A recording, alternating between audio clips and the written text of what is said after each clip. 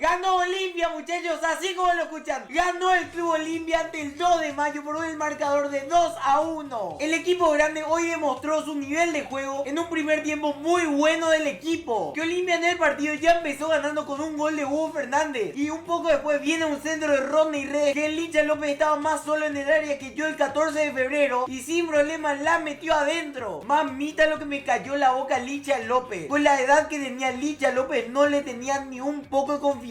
Y ahora resulta que es nuestro mejor defensor central. Y después, mamita, el partido que se hizo César Olmedo. Sin lugar a dudas, la figura del partido de hoy. Los olmedistas y yo estamos celebrando como locos. Un partido demasiado clean de César. Pero como figura a destacar también tenemos la de Richard Ortiz, que yo creo que hoy jugó un buen partido. Y la del Pipa Benedetto, que entró en el segundo tiempo y se hizo un partidazo. La efectividad que tiene el Pipa a la hora de hacer pases es increíble. Hoy a la hora de hacer cambios, Palermo hizo muy bien en colocar a jugadores como Prato, Eric López o Abel Paredes. Yo creo que hoy todos los cambios surgieron y rindieron, ya que Olimpia estaba totalmente perdido al inicio del segundo tiempo y con los cambios se notó una mejoría en el equipo. Un partido de ida y vuelta muy entretenido para el espectador del partido. Cada vez nos acercamos más al puntero Libertad, que estaba tan solo 3 puntos. Pero bueno, quiero saber la opinión de todos ustedes sobre la victoria de hoy del Club Olimpia sobre 2 de mayo en un 2-1. Síganme para más contenido.